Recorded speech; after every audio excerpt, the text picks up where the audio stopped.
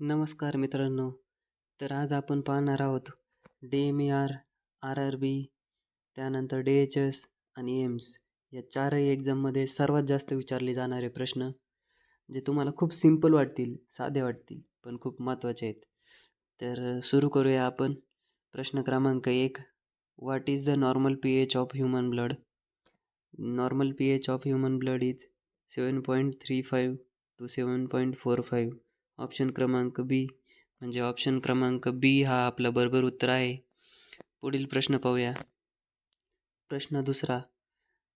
Which vitamin is essential for blood clotting? तर कोणतं vitamin आहे क्लॉटिंगसाठी हेल्प करतं? तर विटॅमिन के हे खूप जास्त महत्त्वाचं असतं आपल्या बॉडीमध्ये ब्लड क्लॉटिंगसाठी. पुढील प्रश्न पाहूया. Who is non as father of modern nursing? तर मॉडर्न नर्सिंगचे फादर म्हणजेच फ्लॉरेन्स नायटिंगल यांना म्हटले जाते. ऑप्शन क्रमांक बी हे आपलं बरोबर उत्तर आहे. पुढील प्रश्न. Average life span of platelet is 5 to 9 days. तर आपलं ऑप्शन नंबर ए हे आपले बरोबर उत्तर आहे. पुढील प्रश्न पाहूया. Which is the functional unit of kidney? तर फंक्शनल युनिट जे आहे किडनीचं ते नेफ्रॉन हे आहे. तर नेफ्रॉन म्हणजेच ऑप्शन क्रमांक सी हे आपलं बरोबर उत्तर असणार आहे. त्याचबरोबर जर आपल्याकडे असा प्रश्न आला which is the functional unit of brain? तर ब्रेनसाठी आपल्याकडे न्यूरॉन असणार आहे. तर प्रश्न त्याचा ऑप्शन असेल ए. ठीक आहे. हे जर ब्रेनचं विचारलं तर असेल. ठीक आहे. पुढील पाहूया आपण. क्वेश्चन क्रमांक 6 म्हणजे 6. Normal respiratory rate in adult is? तर नॉर्मल रेस्पिरेटरी रेट जो असतो अडल्टचा म्हणजेच 18 वर्षानंतर जे पकडले जातात ते अडल्ट त्यांचा जो असतो तो 12 ते 20 पर मिनिट हा असतो. ऑप्शन क्रमांक बी हे आपले बरोबर उत्तर असणार आहे. ठीक आहे. पुढील प्रश्न पाहूया. हू डिस्कवर द सर्क्युलेशन ऑफ ब्लड? म्हणजे सर्क्युलेशन ऑफ ब्लड हे कोणी शोधून काढलं? तर त्याचा ऑप्शन आहे विल्यम हेर्वी. तर ऑप्शन क्रमांक बी हे आपले बरोबर उत्तर असणार आहे. पुढील प्रश्न पाहूया. Which is the universal donor of blood group? म्हणजेच ब्लड ग्रुपचा युनिव्हर्सल डोनर कोण आहे? तर ऑप्शन क्रमांक डी हा बरोबर उत्तर असणार आहे. म्हणजेच option number D O negative. पुढील प्रश्न पाहूया. तर which microorganism causes tuberculosis? तर म्हणजे कोणता ऑर्गॅनिझम आहे ज्याच्यामुळे ट्युबरक्युलोसिस होऊ शकतो? तर त्याचं बरोबर उत्तर आहे ऑप्शन क्रमांक बी. मायकोबॅक्टेरियम ट्युबरक्युलोसिस हा जो आहे तो कॉझिटिव्ह एजंट असतो TB कॉज करण्यासाठी. तो डायरेक्टली लंग्सवरती अफेक्ट करतो. ठीक आहे. पुढील प्रश्न पाहूया. Question number 10. Normal temperature of म्हणजेच नॉर्मल टेम्परेचर बॉडीचं आपल्या नॉर्मल बॉडी टेम्परेचर काय आहे? पण ते सेल्सिअसमध्ये सांगायचं आहे. तर सेल्सिअसमध्ये जे आहे ते 37 डिग्री सेल्सिअस हे नॉर्मल टेम्परेचर आहे. जर आपण हेच याच्यात फेरनहाईटमध्ये जर पाहिलं तर ते 98.6 असणार आहे डिग्री फेरनहाईट. तर पुढील प्रश्न पाहूया. प्रश्न क्रमांक 11. What is the normal total WBC count in adult? तर नॉर्मल टोटल WBC काउंट हा जो आहे तो अडल्टचा तो आहे ऑप्शन क्रमांक बी हे बरोबर उत्तर आहे. तर 4,000 ते 11,000 per cubic metre BC count असणार आहे. ठीक आहे. तर WBCलाच दुसरं नाव काय आहे? तर ते सुद्धा विचारलं जाऊ शकतं. तर त्याचं नाव आहे ल्युकोसाइट्स. ठीक आहे. पुढील प्रश्न पाहूया आपण. Which organ produces insulin? तर इन्सुलिन कोण प्रोड्यूस करतं म्हणजे कोण तयार करतं? तर इन्सुलिन हे ऑप्शन क्रमांक बी म्हणजेच pancreas.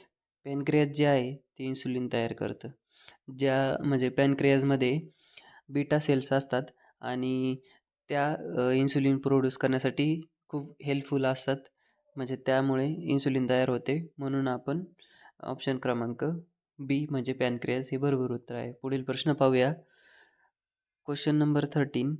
Which type of immunity is provided bye vaccines? तर 2 प्रकारची इम्युनिटी असते मोस्टली. तर ती असते पॅसिव्ह आणि दुसरी असते ॲक्टिव्ह. तर त्याच्यात पण टाईप आहेत. तर आपल्याला विचारलं आहे की वॅक्सिनमुळे कोणती भेटते इम्युनिटी? तर ॲक्टिव्ह आर्टिफिशियल इम्युनिटी ही व्हॅक्सिनमुळे भेटते. ऑप्शन क्रमांक डी हे आपले बरोबर उत्तर असणार आहे. तर ऑप्शन क्रमांक डी याला टिक करूया. पुढील प्रश्न पाहूया. What is the normal heart rate in adults? तर नॉर्मल हार्ट रेट काय आहे? तर हृदयाचा ठोक्याचा जो रेट असतो, तर तो काय आहे नॉर्मल अडल्टमध्ये? असा प्रश्न विचारलेला आहे. तर ऑप्शन क्रमांक बी जो आहे, तो बरोबर उत्तर आहे. तर त्याचं म्हणजे उत्तर जे आहे ते 60 बीट्स ते 100 बीट्स पर मिनिट हे असणार आहे. ठीक आहे. तसंच पुढील प्रश्न पण आपण जाणून घेऊया काय असू शकतो. तर ब्रॅडिकार्डिया म्हणजे 60पेक्षा जर कमी हार्ट रेट असेल, समजतंय? 60पेक्षा जर कमी हार्ट रेट असेल तर तो ब्रॅडिकार्डिया आणि जर 100पेक्षा जर जास्त हार्ट रेट असेल तर टॅकिकार्डिया. समजतंय? तर इथे पण प्रश्न होऊ शकतो. पुढील प्रश्न पाहूया. Which vitamin prevents night blindness? तर असं कोणतं व्हिटॅमिन आहे ज्याच्यामुळे नाईट ब्लाइंडनेस अव्हॉइड करू शकतो आपण? ठीक आहे. तर त्याचा ऑप्शन आहे ऑप्शन क्रमांक ए म्हणजे व्हिटॅमिन ए जे आहे त्यामुळे आपण नाईट ब्लाइंडनेस हे करू शकतो, अव्हॉइड करू शकतो, प्रिव्हेंट करू शकतो. ठीक आहे. पुढील प्रश्न पाहूया. प्रश्न क्रमांक 16. In ECG the P wave represents. तर पी वेव्ह काय रिप्रेझेंट करते? असा प्रश्न विचारलेला आहे.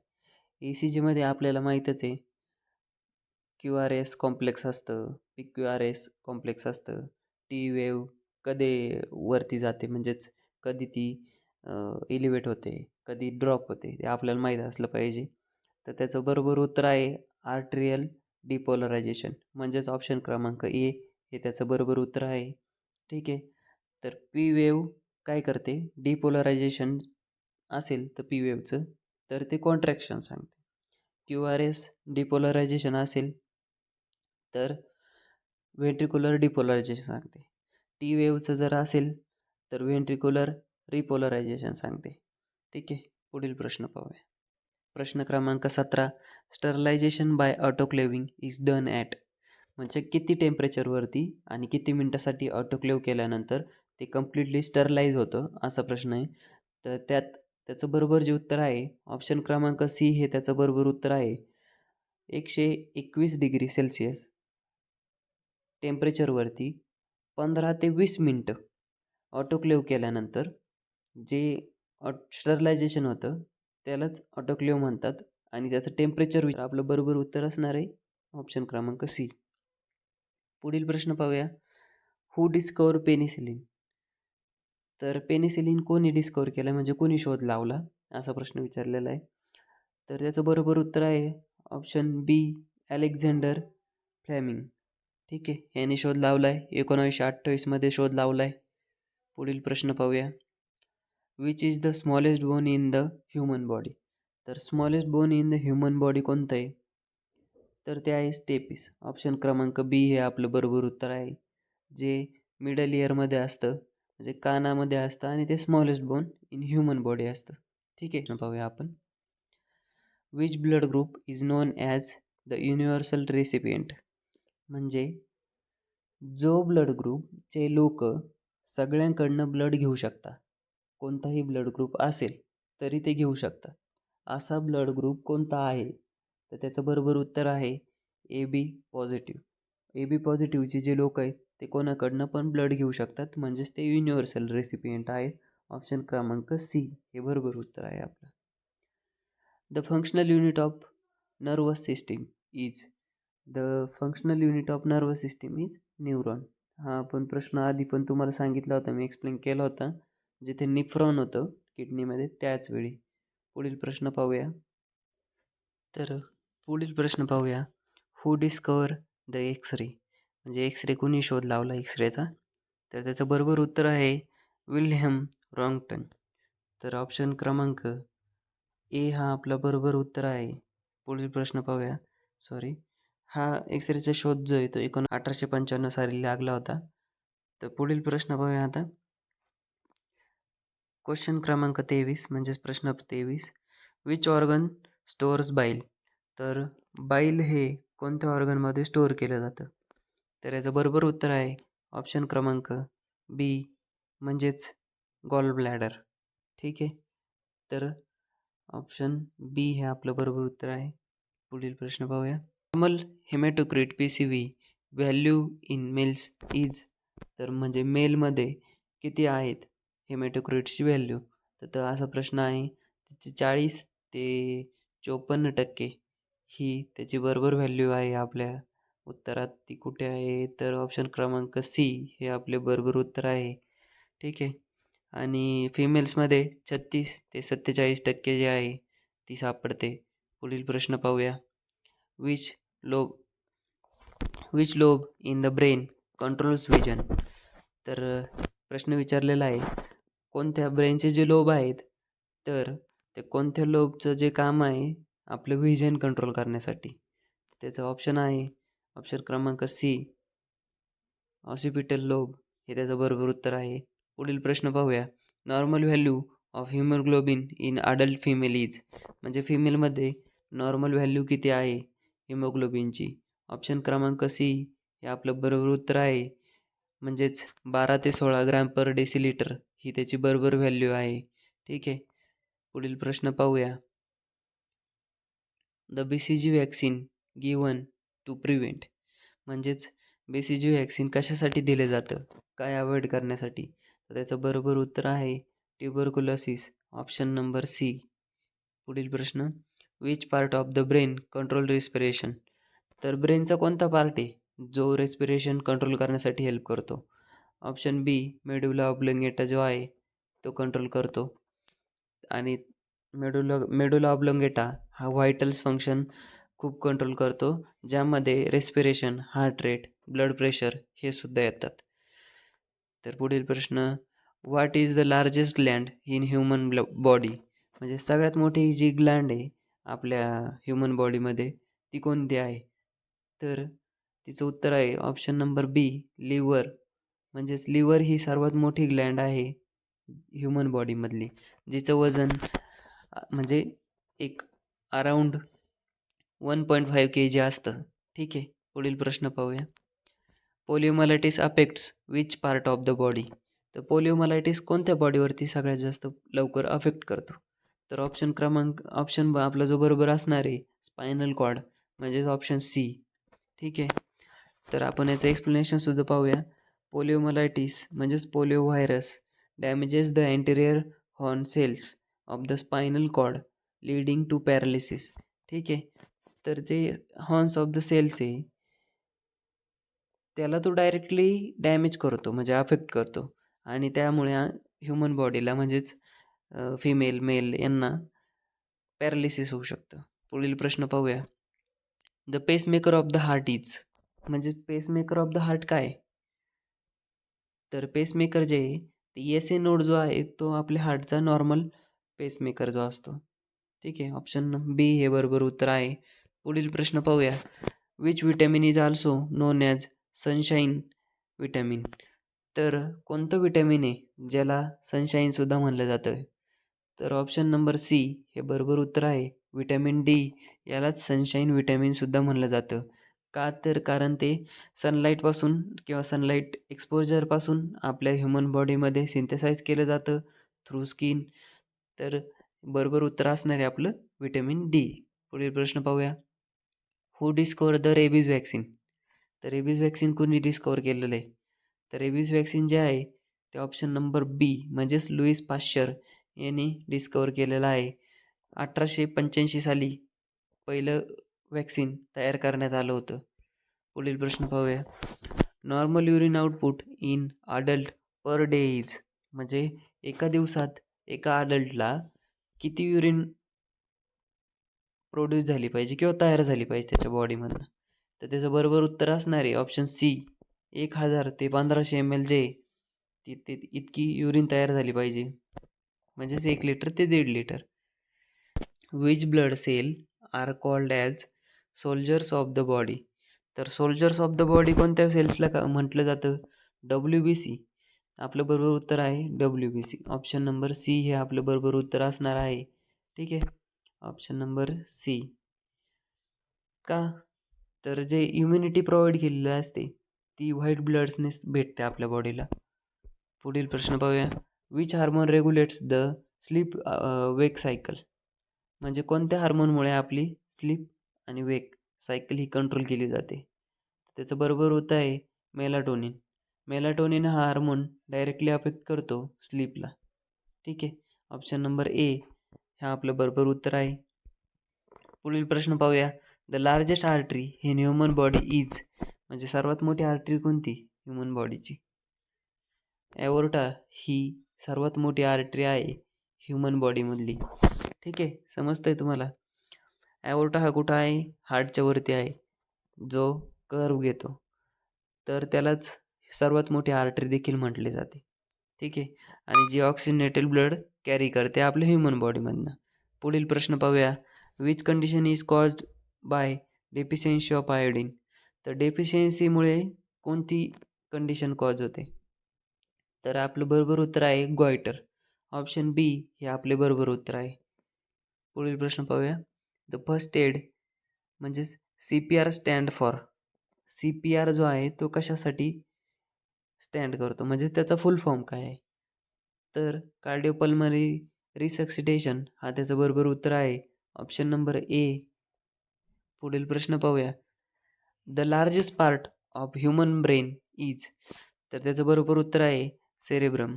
ऑप्शन नंबर ए हे आपलं बरोबर उत्तर असणार आहे. तर तो आणखी काय काय करतो?